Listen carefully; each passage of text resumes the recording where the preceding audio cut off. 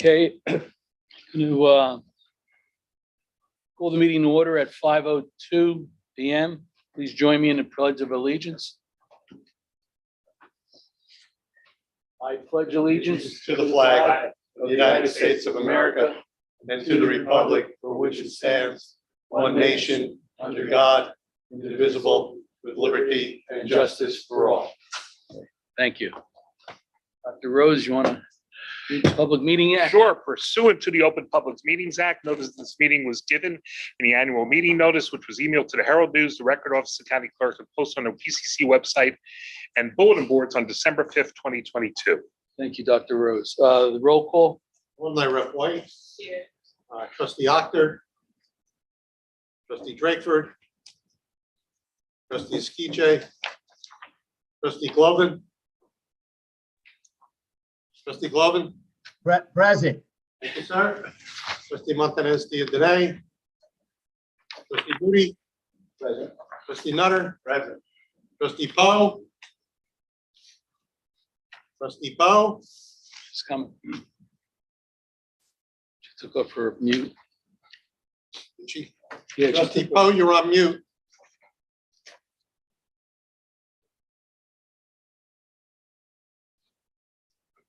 Vice Chair Dennis. Present. Chairman Moore.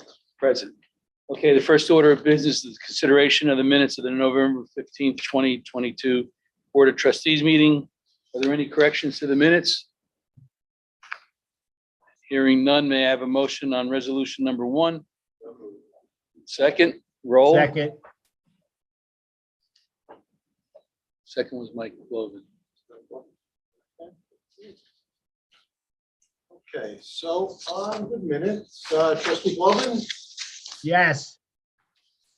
Trustee Moody. Yes. Trustee Nutter. Yes.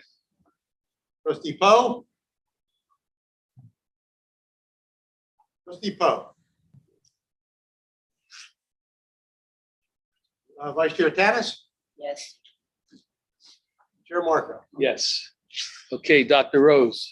Okay, so being that this is December, everything that we were planning to do tonight, we're not doing. So we had planned our audit, which was scheduled to be presented tonight. The auditors let us know yesterday that the audit is not quite yet ready.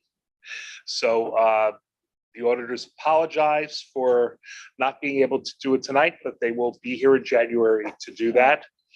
And several of our students who were who had attended a hackathon, they once presented before, they at the last minute had to cancel as well. So we do have a few things to talk about, and that's okay. And some of you have other things to do this evening, so that's not a problem. But we're first, maybe you'd like to talk about the award that our fellow trustee received. Oh, yes. Oh, yes. Our fellow trustee, Harvey and I went down to the New Jersey Council of Community College event, and he was given an award for his tireless efforts as chairman for how many years again? Oh, he's been on the board since 1996. Right. Right. He's our longest serving chairman of all time. And I'm not going to match your record. I'm going to tell you that right now. But it was great. They gave him a nice oak crystal, right? Yeah, it was a big acorn. An acorn. It was done by the glass program at Salem Community College that has a glass. Oh, really? Yeah, that was done by, Oh, wow. you know, Salem Community College has one of the premier glass blowing programs in the United States. They do Really? glass technology. Well, yeah, because the Millville down there Yeah, with the glass. yeah. Yeah. Okay. Yes, so they, Yeah. yeah, Yeah. yep, Yeah. and they're the ones who made that. Wow. Yeah, and it was great. And the symbolism behind it is that an acorn starts out very small, but it grows into. Yeah, I know. I looked it up. I forgot what it said. I wanted to, I had Irene look it up, and I wanted to put a sign on, say what it was and everything. Yeah, eventually I'll get it. I get there too. But it was well deserved, and It was it was very nice. very nice. So Really nice. So it was great seeing Harvey Yep. honored like that and recognized for his so many years of service. Absolutely. We got to say some nice things about him, and it was very nice. So Even though we had a 15-minute delay, right, Art, when Mhm. looking for the car, yeah, well, it's. but it worked out. So a couple of things to bring you up to date on, and interesting, and you probably have you heard about this today too. Yeah, I was on the phone. So as you're probably aware, these are hard times for some colleges in New Jersey. Most recently, you may have read last week, New Jersey City University is eliminating about a third of their academic programs, eliminating tenured faculty positions, cutting a dramatic part of what they do. You've heard other institutions. Like the whole science department is gone. Yeah, and Yeah. Because they had the list of what was being, a lot of programs being eliminated. I mean, I was interested because that's where I graduated. Oh, okay. And I wanted to, and then they had an extensive, comprehensive science program. Wow. All gone. New Jersey City University used to be Jersey City State College. City State College. So, they are they were last July 1st, they were down to very little cash on hand. They were, questioning whether they can make payroll or not. So obviously that got a lot of attention. It did. You may have also read some articles. The Record did a pretty extensive study of Rutgers athletics and, showed what I think most would say is, out of control spending going on at Rutgers. Athletic. Literally hundreds of thousands of dollars in DoorDash, where students would order food, the athletes would be ordering food, trips on cruises to Europe for recruiters who were recruiting athletes, and thousands of dollars worth of chicken wings and golf and all kinds of stuff going on. And this has gotten the attention of a lot of legislators in Trenton, and including the governor's office. Yep. And while and I don't think anyone could question that that's and one of the things that they are saying is that, truthfully, the legislators are saying, and this is with the governor's office, that the feeling is at least at a place like New Jersey City University, this did not happen overnight. And at New Jersey City University, the trustees are all appointed by the governor.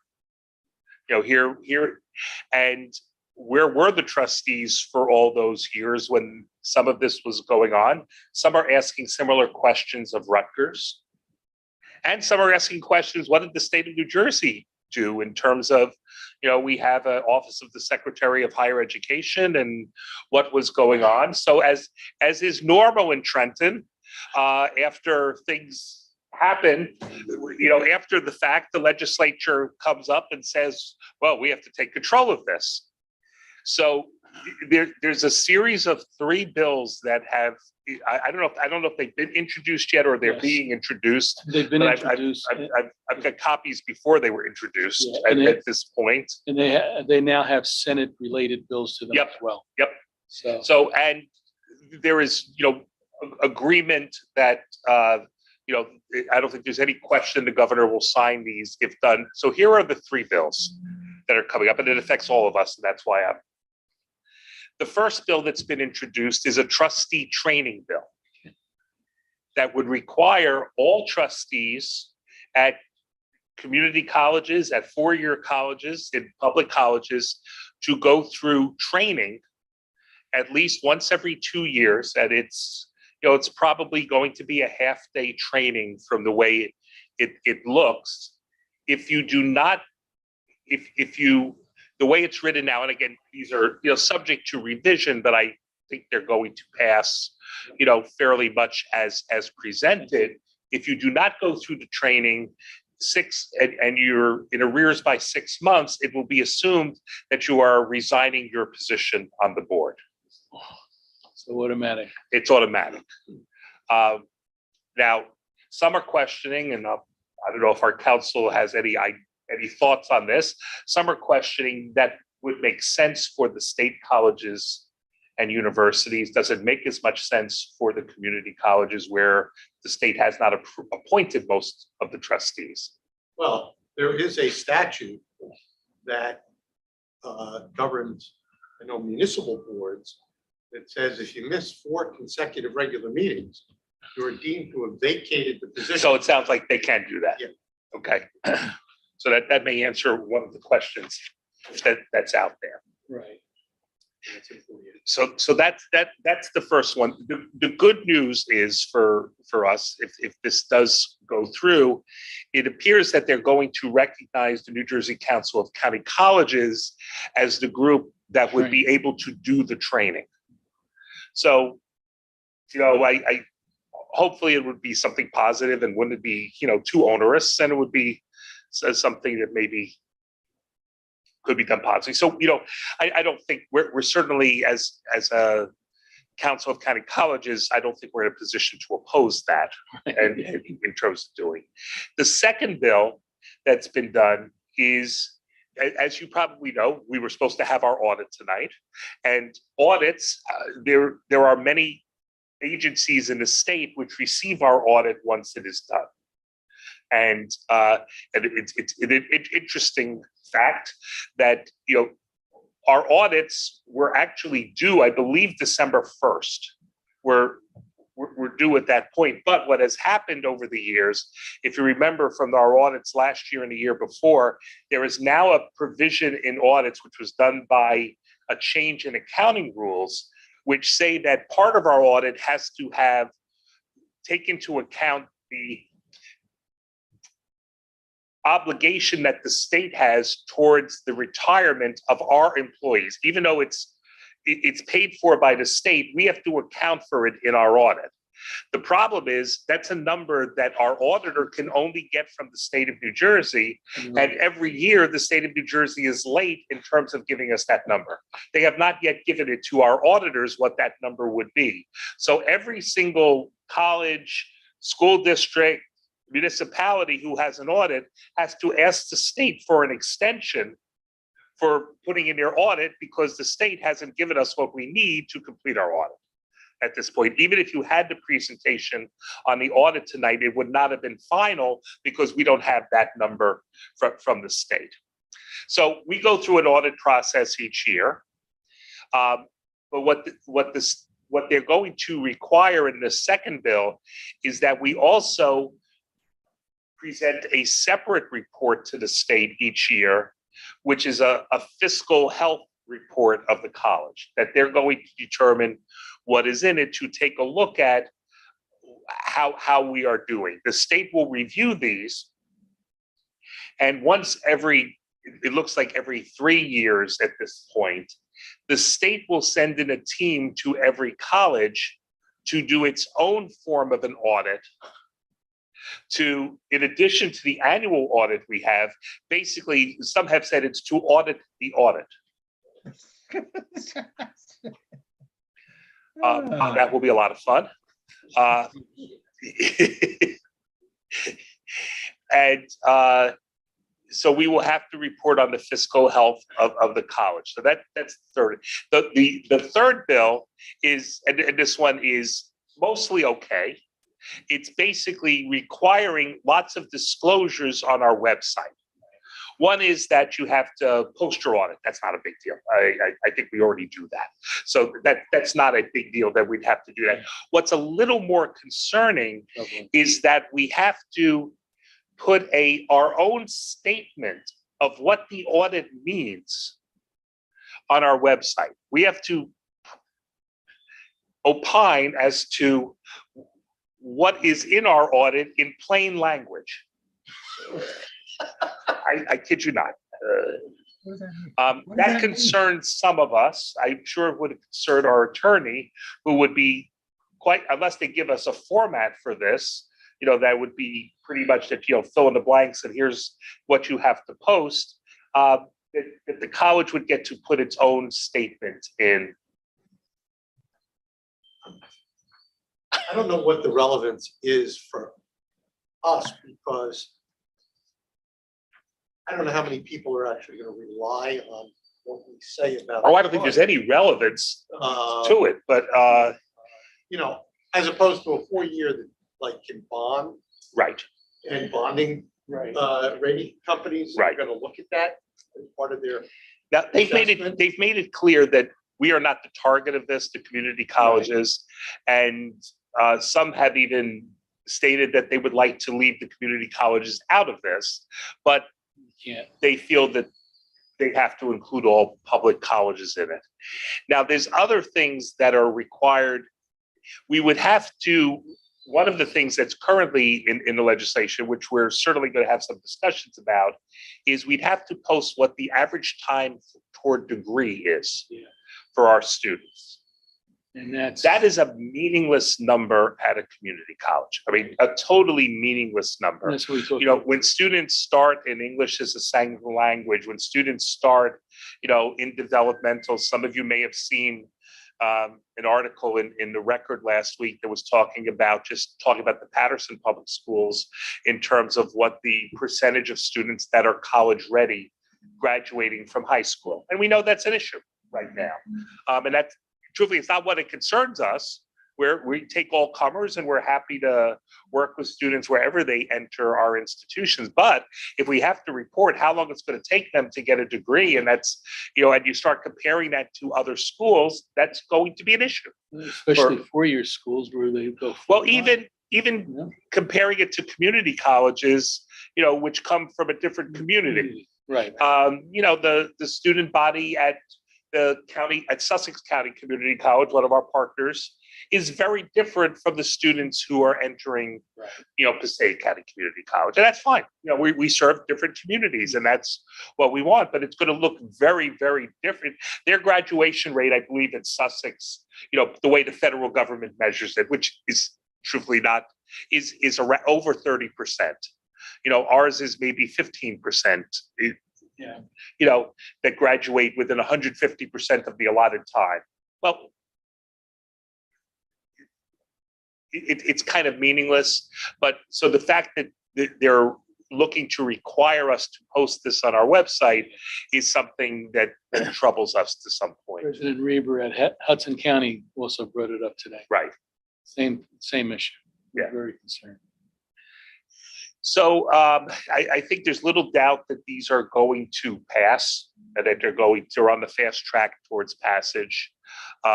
We're certainly strategizing where we should weigh in on them and where it doesn't make any sense for us to weigh in on them.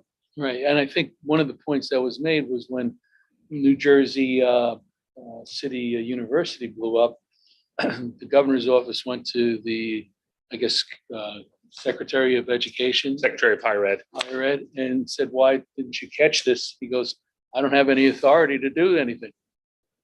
And that's what triggered all of this then, you know, because he basically, you know, wasn't like, you know, said there's nothing on the books that gives me the authority. Now there will be. So big concern there. So we'll see what happens and we'll keep you informed about it. But it's it just shows, and you know, there are probably going to be several colleges in New Jersey over the next couple of years that are going to have very serious fiscal problems. Yeah. This is not in New Jersey and nationally.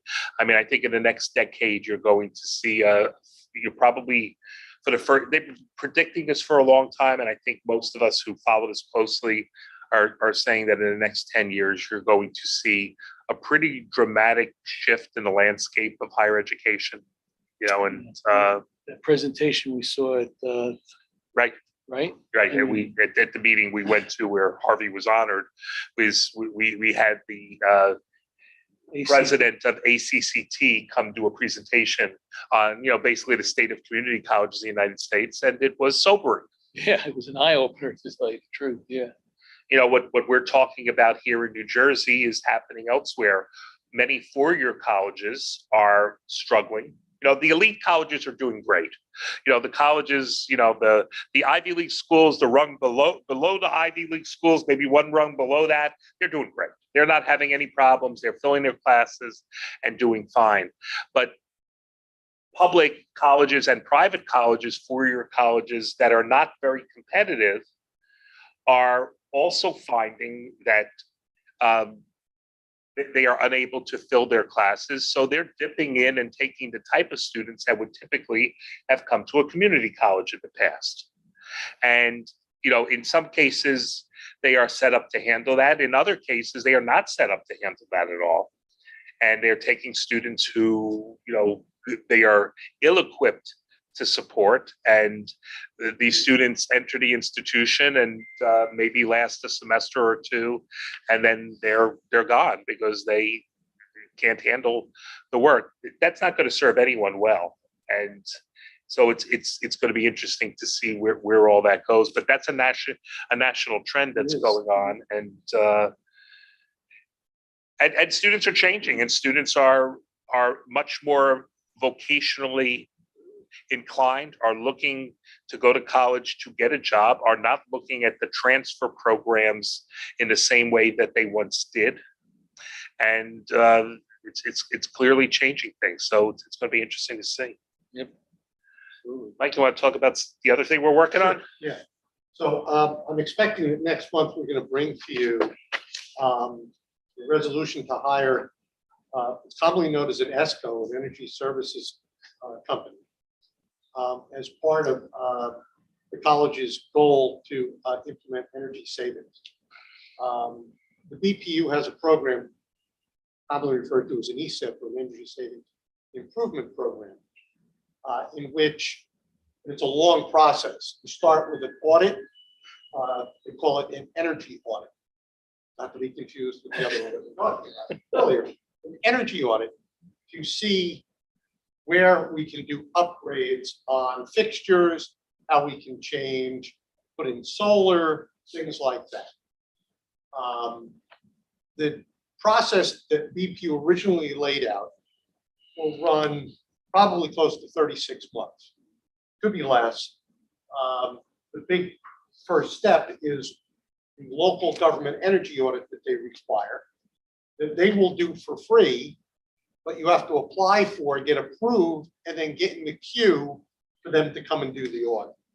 They review all the energy bills, they come out and look at the place, our facilities people walk them around the different campuses, and then they do this audit. Then you can hire an ESCO to do what is called an investment grade audit, which is, so the local government energy audit is like the view from 30,000 feet. The investment grade audit is getting into the weeds, is getting into all the details and actually calculating all the savings that you can get by upgrading your facilities. They'll take this fixture that's above us, and they will say, if you replace that fixture over a year, you will save X number of dollars. And they go around counting every single, and they know exactly what type of fixture it is. And they will go around counting how many of them you have and calculating what your savings would be. Right.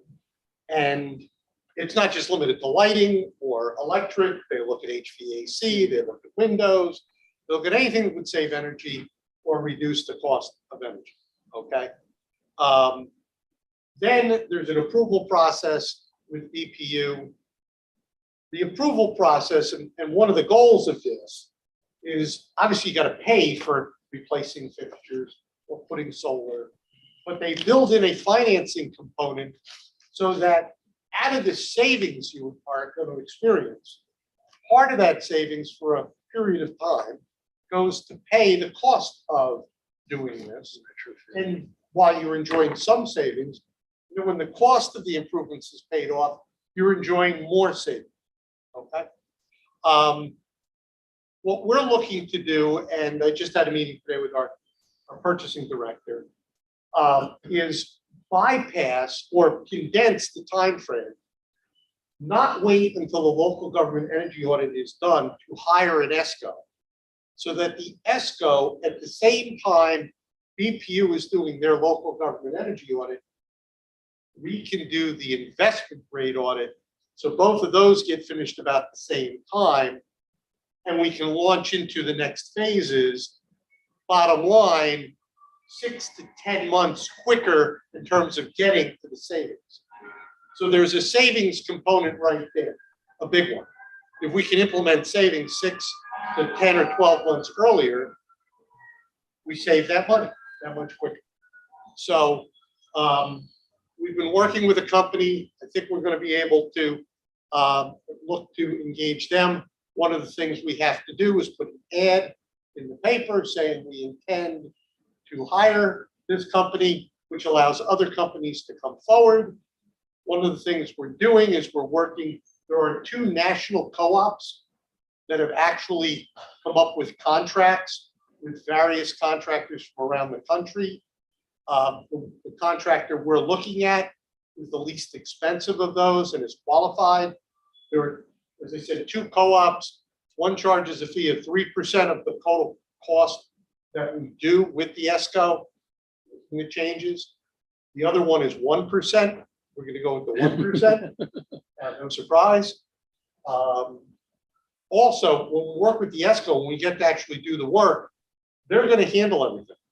They're going to be ones that put the thing out to bid. They're going to be the ones that pay.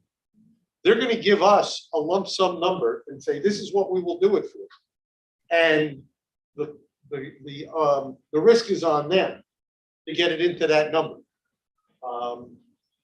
And we have a go, no go before we commit to that. Actually, 2 go, no goes before we get to that point. One of which costs us nothing, which is for them to do this audit. Then the next would be for them to give us an overview of a general budget. If we decide not to go with that, they charge us 2% of that budget, and we walk away. And if we go forward, it's this one lump sum thing that's financed and it's paid through the savings. So it's a very exciting thing. We've been working on this for quite a while. Different iterations. And the savings here and conservatively would be hundreds of thousands a year. We're not talking, saving $50,000. It could be over $1 million. Mhm. They're talking about, the ones we're talking about, maybe $500,000 or more over a 12-month period of time. It's significant. Oh yeah. Yeah. Considering our energy costs are about 1.5 million, Yeah. What are the 2 national purchasing? Omnia and 1 GPA, Omnia and 1 GPA. yeah, which is short for government procurement. Yeah, because I'm familiar with another one out there, NCPA. But I don't think they've done an ESCO Okay, RFP. okay. These are the 2 that have done ESCO RFPs. Okay, Um, good. so, Yeah. And we're members of both. Yeah, and the state uses them too now, So, so that's where we stand on that. Yep. It's, okay, So that's what we got. that's it. Okay. Can I ask a quick question, Mr. Chairman? Of course. All right. Michael, do we, and I know that some other public entities have done this, do we need to perhaps get an energy consultant in before we go through this whole process? Because I know the county did something like that and they did hire an energy consultant. Well, we've been working with Schneider Electric, who did some stuff for us in terms of some overview stuff.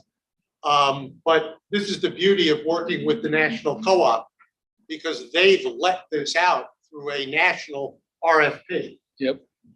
I didn't explain it, but one of the steps with the BPU that we'd be saving is the whole process of going through an RFP to hire an ESCO. And they govern that by reviewing the RFP and then reviewing the hire of the ESCO before you hire them. We're able to bypass that because of using the national co-ops. Co-ops. Yeah. And Christie changed that during Superstorm Sandy, Oh, okay. because he had to get, what's his name, Boggs down in Louisiana, not Boggs, Louisiana, Hal, I'm trying to remember the chairman's name, Republican. They did work in Connecticut. Oh, Mississippi, Barber, Barber. thank Haley you. Barber. Haley Barber. Yeah, it was his kid, right? Yeah, Yeah, yeah. yeah. He did the cleanup for Superstorm Sandy. He did it in Connecticut. And the next thing you know, they moved in New Jersey to allow for these national co-ops, okay, to do this, and that's how. So that's how that happened. That's how that happened, yeah, yeah. BPU is still involved in the process, Mike, and at the end of this, when the work is done, they have to go through a measurement and verification process. Because there's a guarantee as to what the savings is. Yeah, we got to do a plan. I know, I'm familiar with this. Like I said, the county did something similar a couple of years ago. And in fact, they're in the process of, I believe, still doing it right now, implementing that whole program, which I'm sure you're familiar with, right? I'm familiar with the program, but what I think has changed since they first implemented the statute and BPU started this process is these two national co-ops that allow you to bypass the whole RFP process. Well, that's good. Which is That'll save a savings lot of of time. Yeah, that's going to save a lot of time. And if you're saving 500,000 a year, time is money. Not only No, saving time, but in our case, we have a very lean purchasing department. And to have them go through an RFP process of this magnitude Yeah. will take a long period of time. We probably have to hire some Yeah, so- outside consultant just to manage the RFP Right, process, exactly, yeah. which would be an expense. Yeah. So. No. That's why they do. No, yeah, the no, I national- agree. I've got everything to gain, nothing to lose by doing this. Right. Okay, Yes. all right. One more, One more? just Jackie, we have a new visitor tonight who hasn't been to a board meeting before. So Jackie, want to introduce Javier? And CIS and technology. And he's been with us for 2 months, couple months. No, more than that. Like 6 months. 6 months. All right. Time flies when you have. Yeah. Javier, why don't you just, you tell, Good evening. Thank you for the opportunity. So far, it's been a great time getting to know faculty, adjuncts, and working with the leadership of the school. And I'm enjoying myself. As you may or may not have heard prior to coming here, I was the director of STEM, so science, technology, engineering, and math is a big part of who I am. And I look forward to assisting students in Director of STEM where? at the Passaic County Technical Vocational Schools. Oh, So PCTI. Yeah. Okay. I was responsible for building the BCL STEM Academy from the ground up. So that was my previous role. And really enjoyed all aspects of the novel approach to teaching STEM. So I hope to try to incorporate a lot of the things that we were doing successfully, and that can really carry at the college level too. So Great. I look forward to helping students achieve greater things, and it's wonderful to work with students who really want to be here. That's why I really came on board. That to me is a very gratifying experience. Students are motivated, and we just need to work with them to help them reach their dreams. So thank you for this opportunity. Oh, great. Welcome on board. Thank you. I think you know everyone else here, so we'll. Okay. All right, so there's no need for an executive There is session. not. And why don't we just go down to resolution number 3, Yep. consent resolution items as set forth in the memo dated December 20th, 2022. Palace Plus Incorporated, purchase of goods and services and personnel items. Do you have a motion to approve those? Resolution number 3. Moved by trustee Nutter, All right, Second. second by Vice Chair Tanis. roll call. The roll call, and I see trustee Smith has joined us. Trustee Skiche. Trustee Glovin.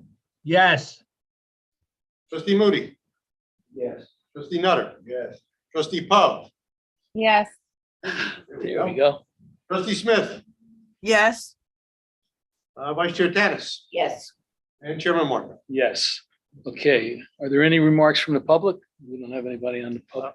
Here we have the public here. Not on the line, not online. Okay.